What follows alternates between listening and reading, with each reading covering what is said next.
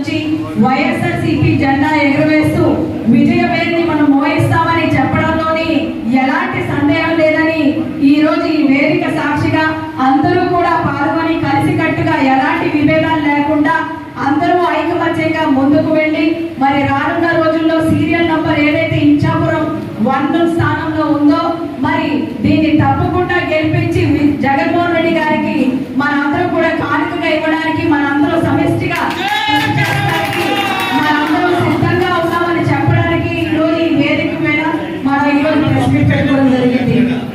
గడిచిన మనందరికీ తెలుసు స్వాతంత్రం వచ్చిన 75 సంవత్సరాలు అయినప్పటికీ కూడా మరి మన ఆంధ్ర రాష్ట్రంలోనే చిట్ట చివరి ఉన్నటువంటి ఇచ్చాపురం నియోజకవర్గానికి ఎలాంటి అభివృద్ధి కానీ ఎలాంటి సంక్షేమం కానీ దేనికి కూడా నోచుకోలేనటువంటి నియోజకవర్గమే మన ఇచ్చాపురం నియోజకవర్గం అని చెప్పుకోవాలి.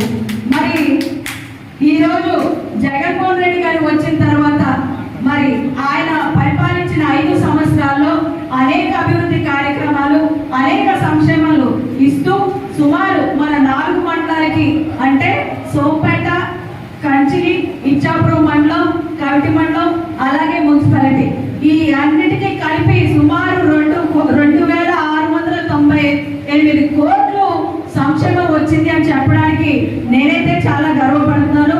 ఎందుకంటే గత ప్రభుత్వాలన్నీ కూడా వారు ఎప్పుడూ కూడా ఏమి చేయకపోయినా మేము ఇది చేస్తామని చెప్పుకుంటారు తప్ప మేము ఇది ఇచ్చామని చెప్పుకోలేని దౌర్భాగ్య స్థితిలో ఆ పార్టీలు ఉన్నారు. ఇక్కడ మనందరికీ తెలుసు ఇచ్చాపురం నియోజకవర్గంలో అనేక సమస్యలు ఒక సమస్య అయినటువంటి కిడ్నీ సమస్యకి వివిధ రకాల పార్టీ వాళ్ళు కానివ్వండి అందరూ వచ్చి చూశారు. అంటే ఆంధ్ర యూనివర్సిటీ నుంచి యుఎస్ వరకు కూడా అందరూ వచ్చి పరిశోధించారే తప్ప ఎవరు కూడా పరిష్కరించే మార్గంలో ఎవరు వెళ్ళలేదు. ఈ రోజు శాశ్వత పరిష్కారం మనకి జగన్మోహన్ రెడ్డి గారు ఇచ్చారు. ఈ ఉద్దాన ప్రాంతానికి నిజంగా ఆయన ప్రతిపక్షంలో ఉంటూ ఇక్కడ ప్రజల్ని ఆదుకోవాలి అని చెప్పి ఇవాళ సుమారు 800 కోట్లతోని మనకి ఉద్దాన వాటర్ ప్రాజెక్ట్ అయితేనేమి, పలాసలోని సూపర్ స్పెషాలిటీ హాస్పిటల్ అయితేనేమి ఈ రోజు ప్రతి ఇంటికి త్రాగునీరు ఇస్తూ ఎప్పుడు లేనటువంటి విధంగా డయాలసిస్ కి 10,000 మరి క్రియేటర్ ఉన్న వాడికి 5% ఉన్న వాడికి 5,000 ఇస్తూ అన్ని విధాలుగా సహకరిస్తూ వచ్చారు. గాంధీజీ గారు ఏదైతే కలలు కన్నారో దాన్ని నిజంగా అక్షరాల ఆ కళల్ని నిజం చేసి చూపించారు. గ్రామ స్వరాజ్యం ఏదైతే కలలు కన్నారో ఈ రోజు ఒక సచివాలయ వ్యవస్థ పెట్టి ఎక్కడ కూడా ఒక రూపాయి అవినీతి లేకుండా మన ప్రభుత్వాన్ని గడప వరకు తీసుకెళ్లే పాలని మరి జగన్మోహన్ రెడ్డి గారు తీసుకొచ్చారు. ఈ రోజు